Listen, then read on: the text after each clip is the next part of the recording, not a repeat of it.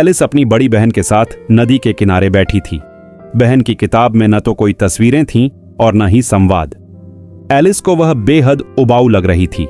तभी उसकी नजर एक सफेद खरगोश पर पड़ी जो अजीब तरह से कोट पहने था और जेब घड़ी देखते हुए बड़बड़ा रहा था। ओह नहीं, मुझे देर हो रही है। एलिस की जिज्ञासा जाग उठी। वह तुरंत खरगोश के पीछे दौड़ी जो एक बड़े से खरगोश बिल में गायब हो गया।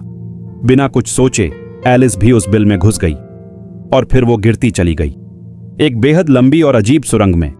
गिरते हुए उसने अलमारियां, किताबों की रैक और टंगे हुए अजीब चित्र देखे। आखिरकार वह एक नरम जमीन पर उतरी और खुद को एक अजीब से गलियारे में पाया जहां चारों ओर दरवाजे ही दरवाजे थे। खरगोश तो कहीं गायब हो चुका था, लेकिन एलिस को एक कांच की मेज और उस पर एक छोटी सी सुनहरी चाबी मिली। उसने देखा कि यह चाबी एक छोटे से दरवाजे को खोलती है जो एक सुंदर बगीचे में जाता है, लेकिन अफसोस वह उस दरवाजे से बहुत बड़ी थी। उसी मेज पर उसे एक बोतल मिली जिस पर लिखा था ड्रिंक मी, मुझे पियो।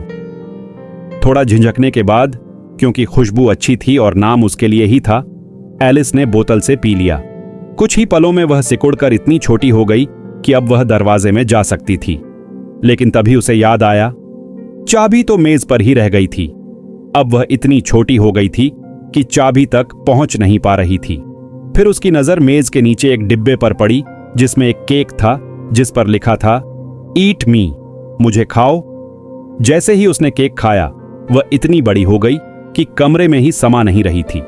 कई बार सिकुड़ने और बढ़ने के बाद आखिरकार वह उस सुंदर बगीचे में पहुंच गई और वहीं से शुरू हुई उसकी वंडरलैंड की पागल दुनिया। बगीचे में उसकी मुलाकात कई अजीब पात्रों से हुई। हंसते गायब होते चेशायर कैट जो उलझाऊ बातें करता था।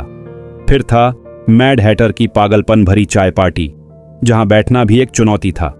और फिर मिली उसे क्वीन ऑफ हार्ट्स जिसकी एक ही पसंदीदा लाइन थी, सबके सिर काट दो। एलिस ने उसके साथ क्रोके खेला जहां बल्ले की जगह जीवित फ्लेमिंगो और बॉल की जगह कांटेदार हेजहॉग थे। फिर एक अजीब कोर्टरूम में एलिस ने साहस से झूठे आरोपों का सामना किया। जैसे जैसे यह पागलपन और बढ़ता गया, एलिस को महसूस हुआ कि कुछ बदल रहा है। और तभी वह अचानक जाग गई। वह फिर से उसी घास पर थी, अपनी बहन के पास।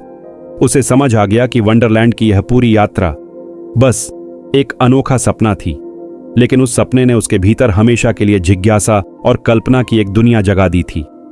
अगर आप भी एलिस की तरह सपनों की दुनिया में खो जाना चाहते हैं तो वीडियो को लाइक करें, शेयर करें और सब्सक्राइब करना बिल्कुल न भूलें।